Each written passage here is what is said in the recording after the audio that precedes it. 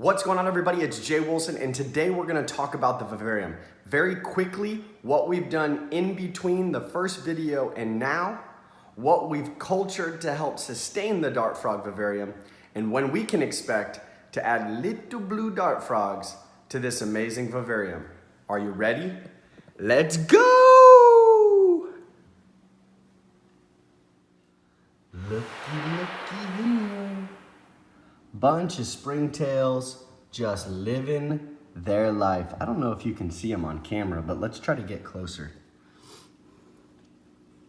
Hey, you can see them moving around. So these springtails help keep the bioactive vivarium. Bioactively vivariumism. No, this actually just helps the breakdown of all of the waste in the vivarium, and these are an essential part, and well, you can get them for 15% off at Josh's Frogs, along with many other things, just by using the code JWilson. But look at this. Yeah, buddy. This is just charcoal, and they call this cuke cuisine, and it just helps give them a little bit more fuel to continue procreating and just being springtails.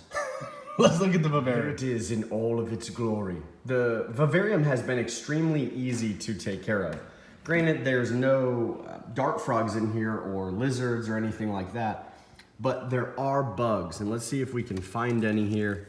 I've got the leaf litter with the spag moss over here, and then I've got some real moss. Let me see if we can just pull it up and see if we see any critters here.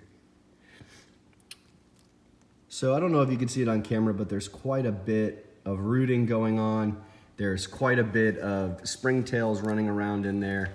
And so overall, I'm really excited about this for a few reasons. And the reasons are that it's gonna be a very naturalistic environment for these dart frogs. Everything looks great. I only lost one plant, and I think it was my fault because I didn't plant them fast enough, and it was right here. But I left everything in there for the springtails to kind of do their thing. I've got my fake mushroom from Universal Rocks. All of the plants and everything, if you've seen the other video, there'll be a link in the description and it'll pop up. It is all from Josh's Frogs. They did a great job with customer service and really getting me exactly what I needed for the right setup. So super pumped.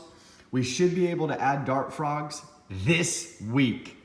Yes, really excited. This week we should be able to add dart frogs. And while I don't know if that will happen, that is something we can do. But I'm gonna give it a little mist, and then we're gonna end this video. I hope you enjoy the journey that this has been going through. The setup was so much fun, and it's just like cycling an aquarium. It really is. You have to get everything established. You have to let it sit, and you have to allow the you have to allow the plants to root themselves in. The bioactive microfauna have to develop a colony because, well, the frogs will in fact eat some of them. And we got a little bug here doing its thing. I don't know if you can see it. I'm gonna have to use it. Oh, you saw that on camera, I know you did. But I think we're gonna add one more plant. You tell me where I should add it. Should I add it right here? Should I add it in the back? One more I think would do this really well. And that's pretty much it, folks. Be patient. It will take on an amazing, I don't know, its own identity. Every vivarium is different. Every aquarium is different. And that's what I love about crossing these two hobbies over is no one setup is ever the same. Thank you so much for watching, liking, sharing, tweeting, doing everything that makes this channel relevant. We've got some kick butt videos coming regarding the aquatic experience. There's been a bunch of videos that have come out. You've got Aquarium Co-op has posted theirs. Tazawa Tanks has posted his. KG Tropicals posted his. Brian Dahlberg, which is Brian's Fish Tank, posted his, and many, many others. I mean, just the fun that we had.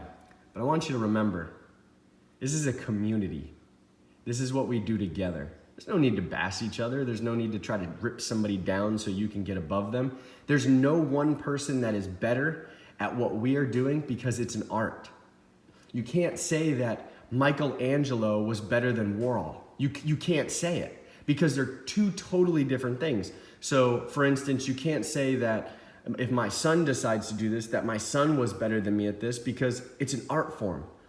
We're very good at our own individual ideas and implementations into one of these glass boxes. And whether it's an aquarium, or it's gonna be a new vivarium for crested geckos, or it's an awesome aquarium for some pretty stellar tropheus, no one is better than the other.